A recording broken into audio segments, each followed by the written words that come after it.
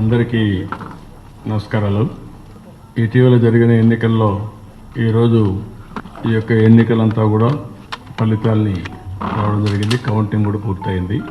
ప్రజాస్వామ్యంలో ఏదైతే ఎన్నికలైన తర్వాత ప్రజల చేతి తీర్పుని ఆమోదిస్తూ ఎవరైతే వైసీపీ అభ్యర్థిగా అదే మరిగా వైసీపీ గెలవడం జగన్మోహన్ రెడ్డి గారికి మనస్ఫూర్తిగా అభినందనలు, శుభాకాంక్షలు తెలియజేస్తున్నాను. అదేవిధంగా కేంద్రంలో కూడా నరేంద్ర మోడీ గారు గెలవడం వారికి కూడా భారతీయ జనతా పార్టీకి నరేంద్ర మోడీ గారికి శుభాకాంక్షలు తెలియజేస్తున్నాను. పక్క రాష్ట్ర ఒరిస్సాలో కూడా నవీన్ పట్నాయక్ గారు గెలవడం పట్ల వారికి కూడా మనస్ఫూర్తిగా అభినందనలు, శుభాకాంక్షలు. ఎవరైతే పార్టీ కార్యకర్తలు రాత్రింబగళ్ళు పనిచేశారు, పార్టీ అభ్యర్థుల విజయానికి కృషి చేశారు, అలాంటి కార్యకర్తలందరికీ మనస్ఫూర్తిగా ధన్యవాదాలు తెలియజేస్తున్నా. అదే మరిగా పార్టీ కోసం ఎంతో అభిమానంతో ఓట్లు వేసినటువంటి ప్రజలందరికీ, పార్టీ కోసం ఎప్పటికప్పుడు ఆశీస్సులు ఇచ్చిన శ్రేయోభిలాషులందరూ కూడా మనస్ఫూర్తిగా అభినందనలు.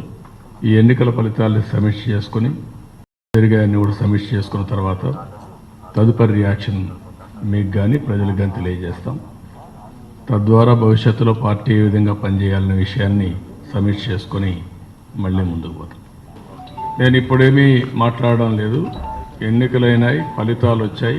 ఫలితాలని గౌరవించడం ప్రజాస్వామ్యంలో ఉండే మనందరి బాధ్యత. అందుకనే నేను ఎన్ని చెప్పి ఏమేం జరిగాయని సమీక్షలు వచ్చిన తర్వాత మాట్లాడతాం.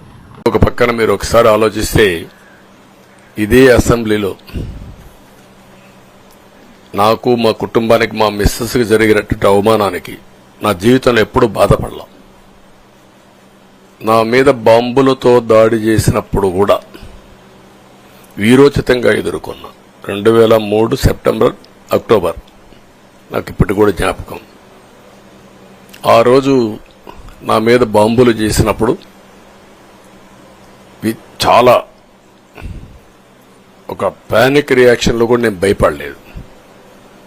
అలాంటి వ్యక్తిని మీరు చూస్తే, అది ఆ సంఘటన చూసిన తర్వాత ఇలాంటి కౌరవ సభలో ఉండడం కరెక్ట్ కాదని అసెంబ్లీలో చెప్పి దానికి కూడా మైక్ ఇవ్వకపోతే చెప్పేసి బయట వచ్చి ప్రెస్ కాన్ఫరెన్స్ చెప్పి అనౌన్స్ చేశాను. మళ్లీ క్షేత్రస్థాయిలో గెలిచి అసెంబ్లీని గౌరవ సభ చేసి అసెంబ్లీకి ఎంటర్ అవుతానని చెప్పాను. నేను ఏదైతే ఆ రోజు ఒక ప్రతిజ్ఞ చేశానో దాన్ని నిజం చేయడానికి ప్రజలు సహకరించారు. మామూలుగా సహకారం కాదది. నేను ఇన్ని సంవత్సరాలు చాలాసార్లు చాలా ఎలక్షన్లో గెలిచాం, కొన్ని ఎలక్షన్లో ఓడిపోయాం. ఎలక్షన్లో ఓడిపోయినప్పుడు నేను ఎప్పుడూ కుంగిపోలేదు. ఎలక్షన్లో గెలిచిన తర్వాత గంతులేయలేదు.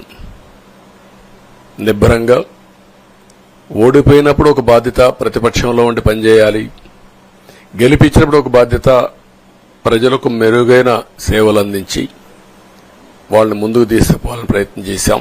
ఎప్పుడూ ప్రజాప్రచారనే ఉన్నాం. అలాంటిది జరిగిన తర్వాత ఈరోజు మళ్లీ ఇదే అసెంబ్లీకి